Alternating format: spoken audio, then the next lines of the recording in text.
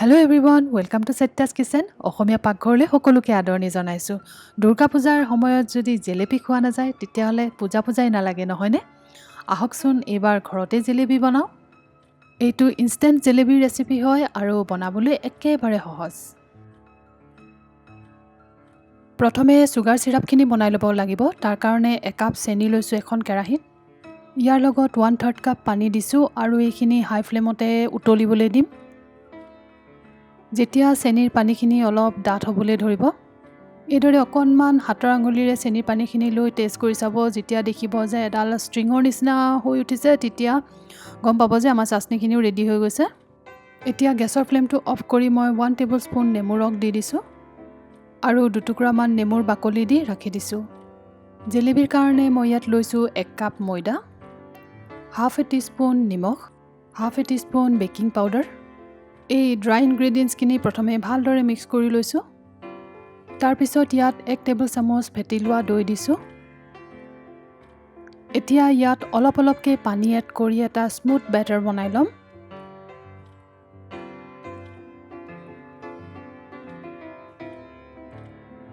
খুব ভালদৰে ফেটিব লাগিব যাতে চাব কোনো ধৰণৰ লাম্পছ ৰৈ নাযায় আৰু এনেকুৱা ধৰণৰ ফ্ল'ই হ'ব লাগিব। বেছি ঢিলা হ'লে ভাল নহ'ব।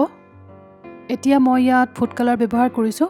ফুড কালাৰ আপোনালোকে অৰেঞ্জ কালাৰটো ব্যৱহাৰ কৰিব। মোৰ ওচৰত অৰেঞ্জ কালাৰটো নাছিলে কাৰণে মই ইয়াত ৰেড কালাৰ ব্যৱহাৰ কৰিছোঁ আৰু ৰেড কালাৰতকৈ অৰেঞ্জ কালাৰটো দিলে বেছি ভাল হয়।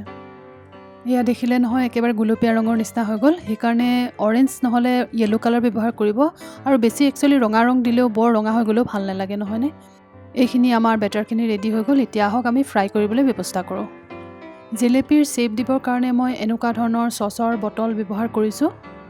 যদি এনেকুৱা ধৰণৰ বটল আপোনালোকে বিচাৰি নাপায় তেতিয়াহ'লে যিকোনো সাধাৰণ বটল, জুচৰ বটল হ'লেও হ'ব প্লাষ্টিকৰ। তাৰ মুখনিখন এনেকৈ ফুটা কৰি ল'ব।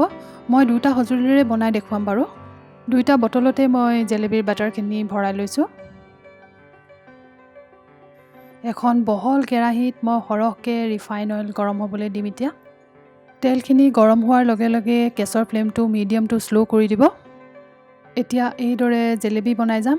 মই 2টা পদ্ধতিৰে একেলগে দেখাইছোঁ।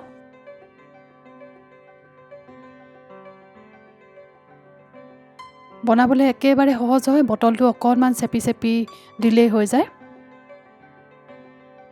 এতিয়া গেছৰ ফ্লেমটো অলপমান হাই কৰি পানি এটা ছাইড অকণমান ৰং অহালৈকে ফ্ৰাই হ'বলৈ দিম। য়েল্লো বা অৰেঞ্জ কালাৰ দিয়াহেঁতেন কিজানি আৰু ধুনীয়া কালাৰ আহিলে হয়। এতিয়া পিংক কালাৰ জেলেবি হৈ গৈছে। পিছে খাবলৈ টেষ্টটো ছেমেই হ'ব।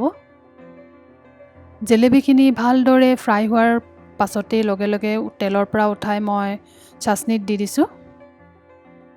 চাটনিখিনি জেলেপিকেইটা দিয়ে 20-25 ছেকেণ্ড মানৰ কাৰণেহে ৰাখিব লাগে। তাৰপিছতেই এখন প্লেটত মই উঠাই থৈছোঁ।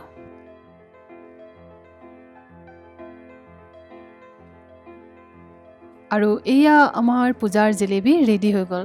ৰংটো যদি নাচাই তেতিয়াহ'লে ইয়াৰ টেষ্টটো একেবাৰে বজাৰৰ জেলেবিৰ নিচিনাই হৈছে। আপোনালোকে নিশ্চয় ট্ৰাই কৰিব। আৰু এটা মোৰ ৰেচিপি আছে মোৰ চেনেলটোতে, উৰদ ডালৰ পৰা জেলেবি বনোৱা। সেই ৰেচিপিটো এবাৰ ট্ৰাই কৰি চাব পাৰে। সেইটোও খাই বহুতেই ভাল লাগে। মই তাৰ লিংকটো বাৰু ডেছক্ৰিপশ্যনত দি দিম। আৰু যদি এই ভিডিঅ'টো ভাল লাগিলে তেতিয়াহ'লে এটা লাইক নিশ্চয় দিব আৰু আপোনালোকৰ ফিডবেকবোৰ মোক জনাব আৰু মোৰ চেনেলটো ছাবস্ক্ৰাইব কৰিবলৈ নাপাহৰিব। তেতিয়াহ'লে আজিলৈ আহিছোঁ। নমস্কাৰ।